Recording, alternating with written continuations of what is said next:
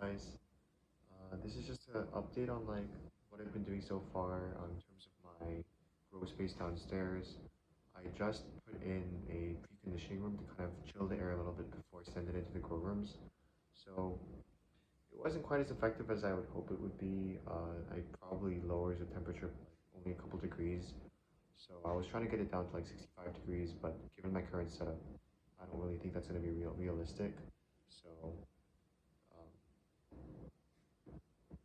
yeah, but still tubing the air down through the chimney into the basement definitely lowered the CO2 parts per million, which is good. And overall, I think the air is just slightly fresher because you're drawing from high up instead of drawing air from the basement level um, window. And then not to mention the fact that the exhaust was formerly next to the intake, which was recirculating the air, the spent air back into the grow rooms, which was not a good thing at all. So I'm pretty satisfied with the update. I think I'm really maximizing my use of the 500 square feet that I have now. So very happy about the overall setup. And I think that I'll probably max out like maybe 50, 60 pounds a week. So yeah, not ideal, but pretty good given the parameters I've been working with. So let's take a look at some of the updates that I've made downstairs, and yeah. So this setup should be familiar based on the last videos, but one of the first things that you'll notice is that there are now 4 pipes stretching across the room instead of the 2 before. This is because 2 of the pipes, the ones in the middle, are dedicated to the AC unit that's located in the preconditioning room in the back. So that's why there's more pipes here. The piping on the left used to be the intake for both of the grow rooms, but now that the air is coming from the left side of the room back there, and those are just used for the AC units on the left, and then those 2 on the right are both exhaust still. Another notable change is that I'm only using 1 filter box. So before, you would have noticed that there were 2 boxes of filters, one over there for the left grow tent, and then one over there for the right grow tent. I'm only doing lion's mane in this room now, meaning that I don't have to filter the air that goes out because lion's mane spores are harmless. They're not harmless, but there's a significantly lower risk than oyster mushroom spores. So that kind of simplifies the setup. It makes it easier for me to replace the filter when I need to and just monitor it more closely. But I mean that's probably that's one notable change. And then if you look at that timer, there's like white timers over there in the middle next to the filter box. The reason I'll explain why those are there in a second. But yeah, we got the air filter here, and it's showing a yellow bar, meaning that the air quality is like adequate. I prefer it to be green, but yellow is good enough. I'm not too concerned when it's yellow. In the back, we have the preconditioning room. So if you remember, before, this used to be like not this way, but it was like this way all the way in the back, and it was used as my colonization room. I realized that I don't need a dedicated room for the colonization, so I can just leave them out here in the open. And fungus does like to, or mycelium does prefer to colonize in the dark, but when I'm not down here, it's pretty dark because none of the lights are on. And even when I'm here, I purposely like made sure that this part is not exposed to too much light so that it doesn't irritate the mycelium. And yeah, things have been colonizing pretty well. I'm doing like 36-pound bags a week, or 20 around 30-ish, yeah. So that'll produce at least like 2 to 3 pounds a bag. So optimally like 60 to 80 pounds if everything goes well. And then if we step through this little doorway or like hallway, over here we just have the lab set up. So this is where I do my inoculations. This is where I do the lab work. Well, I'm not doing too much lab work yet, but where I will be doing more lab work. And then this here is the preconditioning room. So I tube in air through the chimney on the first floor. So you can see that I've drilled a hole through this wood using a 6-inch hole saw. And then I tube the air through this filter box just so that I'm not tubing in any like weird substances from outside or different particles from the chimney from when it was formerly used as a normal chimney. And so I have another fan over there. And then if you want to take a look inside, so here we have like an AC unit over here, which is blasting out cold air. So it's pretty cool in this room. I have a little fan over here just to like circulate the air to make sure everything's evenly circulating throughout the room. We have the intake of hot air coming in from outside. So this area is pretty warm because I'm tubing it in directly from outside. And then over here in the corner we have the pipes the piping that leads to the grow rooms.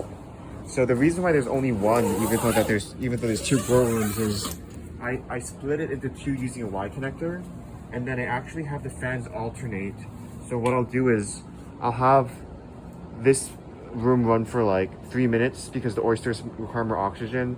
This room runs for 2 minutes. This room runs for 3 minutes. This room runs for 2 minutes. So that's why the timers are up there, so that I can control the fan cycles, so that when one room is running, the other room is not running, and that way, only one of these is pulling air at any given time, and so that way, there's like a neutral pressure inside the tent.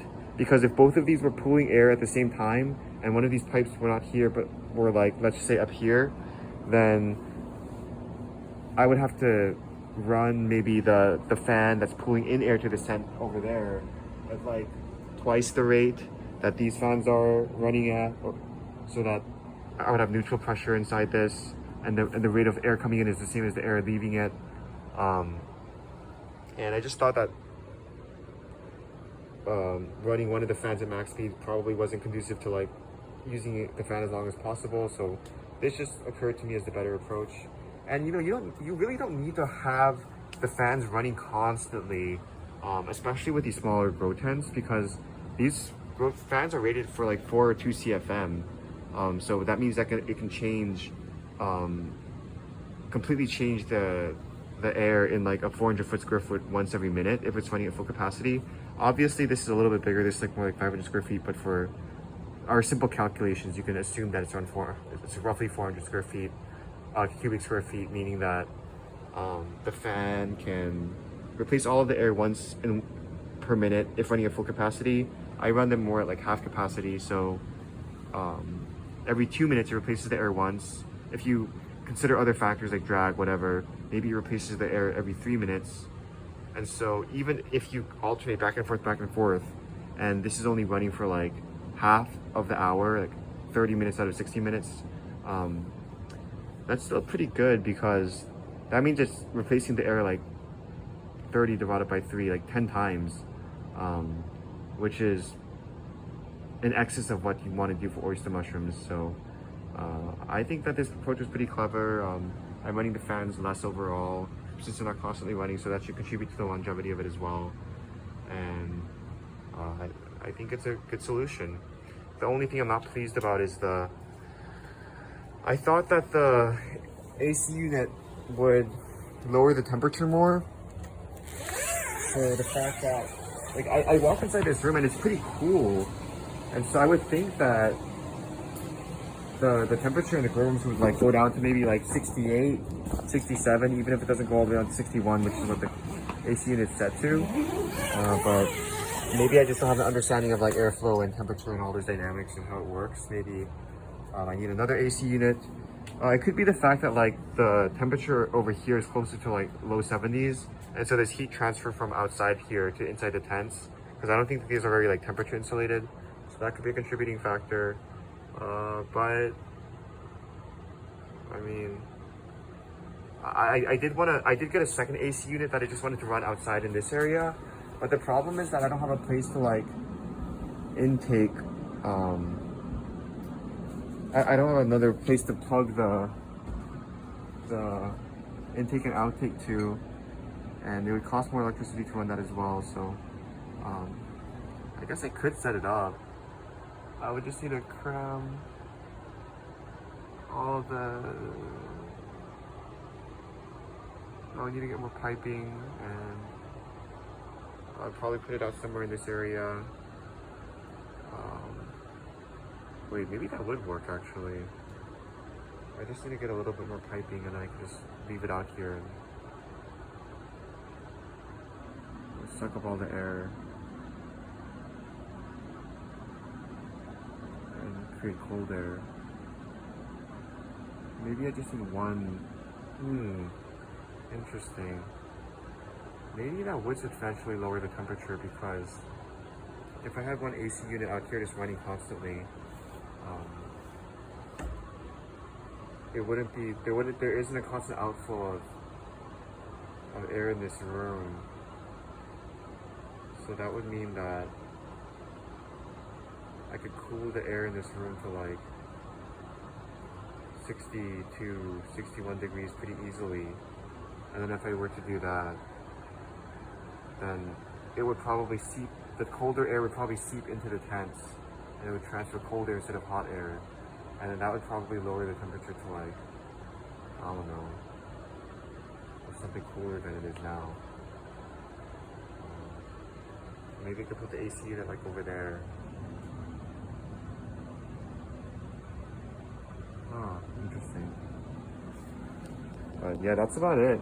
Those are the main changes, so thanks for watching. Bye.